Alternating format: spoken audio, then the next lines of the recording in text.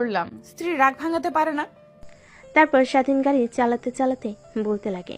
জানি না ম্যাম কিসের জন্য আমাকে বিয়ে করেছেন, কিন্তু কখনোই আমার কাছ থেকে স্বামীর অধিকার আশা করবেন না। হ্যাঁ, এটা আশা করতে পারেন আপনার শারীরিক চাহিদা পূরণ করতে পারবো, কিন্তু কখনো স্বামীর যে ভালোবাসা ওইটা কখনো আমার কাছ থেকে পাবেন না আপনি। কেন জানি স্বাধীনের বলা কথাগুলো নেহার বুকে তীরের মতো বেঁধে, কিন্তু স্বাধীনকে কিছু বলতে দেয় না। মন মরা হয়ে যায় স্বাধীনের কথা শুনে। একটু পর গাড়ি এসে ব্রেক করে বাড়ির সামনে। গাড়ি থেকে নেমে সোজা রুমে চলে যায়। দরজা লাগিয়ে দিয়ে কান্না করতে লাগে। জীবনে কখনো কাউকে ভালোবাসলাম না, এত ছেলে আমার পেছনে ঘুরলো, কখনো কাউকে পাত্তাও দিলাম না। শেষমেশ এমন একজনকে ভালোবাসলাম যে কিনা কখনো আমাকে মেনে নিতে পারবে না। মানবে কি করে? আমি তো তাকে সামান্য টাকা দিয়ে দেহের লালসা মিটিয়েছি।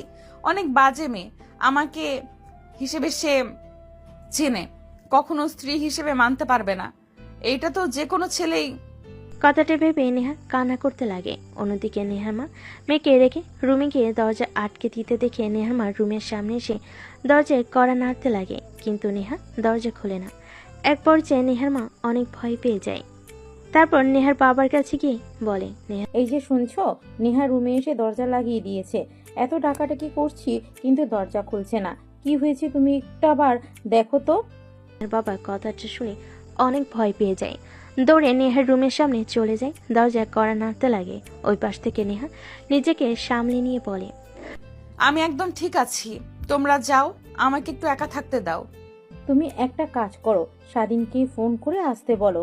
ও তো নেহার সঙ্গে সারাক্ষণ থাকে, কি হয়েছে ওর কাছ থেকে জানতে পারবে। স্বাধীন বাধ্য ছেলের মতো নেহার বাবার রুমে আসে। নেহার বাবা ও স্বাধীনের কাছে এসে বলে, দেখো বাবা, তোমাকে আমার ছেলের মতো মানে, তোমাকে চাকরি দিয়েছে।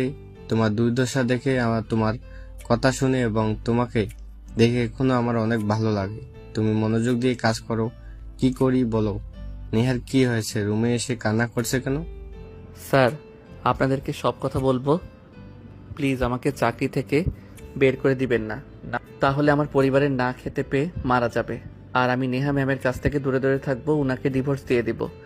স্বাধীনের কাছ থেকে এরকম কথা শুনে নেহার বাবা মা অবাক হয়ে যায়। তারপর স্বাধীন নেহার বাবা মাকে শুরু থেকে শেষ পর্যন্ত বলে তাদের বিয়ের বিষয়। নেহার বাবা মা দুজনে অবাক হয়ে যায়। তারপর স্বাধীন রুম থেকে চলে যায়। তারপর নেহার বাবা মা আর দুজনে দুজনের মধ্যে কথা বলতে লাগে। তোমাকে বলেছিলাম না, তোমার মেয়ে নিশ্চয়ই স্বাধীনকে কোনো না কোনো চক করে ফেলেছে, না হলে ছেলেটা কখনোই এই কাজ করতো না। দেখেছো, আমার কথা সত্যি হলো। আর আমি বলি কি, তুমি ওদের সম্পর্কটা মেনে নাও, না হলে অনেক ভালো। আর আমাদের তো টাকা পয়সার কোনো অভাব নেই, একমাত্র মেয়ের সুখ মানে আমাদেরও সুখ, কি বলো। তারপর নেহার বাবা ভাবতে লাগে, নেহার মায়ের বলা কথাগুলো ঠিকই তো বলেছে। ছেলেটা অনেক ভালো, যতটুকু সে চেনে। তারপর সে রাজি হয়ে যায়। স্বাধীনকে ডেকে নিয়ে এসে, দেখো বাবা, তোমরা যা করছো একদম ঠিক করো নাই। তারপরেও আমি আর তোমার আন্টি তোমাদের সম্পর্কটা মেনে নিয়েছি। এখন তুমি আমার মেয়েকে কিভাবে রাগ ভাঙাবে আর আমার মেয়েকে নিয়ে সুখে থাকবে তুমি জানো না। তুমি জানো।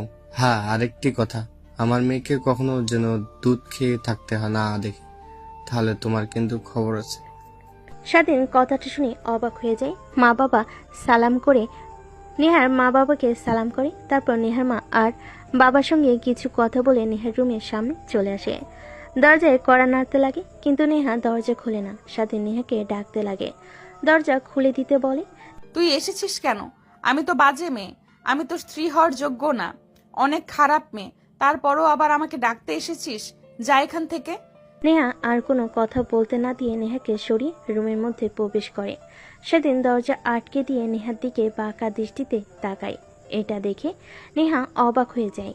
স্বাধীনকে দেখে রেগে বলতে লাগে, দেখ, আমি কিন্তু চিৎকার দেব, বাবা মা কিন্তু নিচে বসে আছে, ওনারা যদি শুনতে পায় আর তোকে যদি দেখে আমার রুমে, তাহলে তোকে মেরে ফেলবে।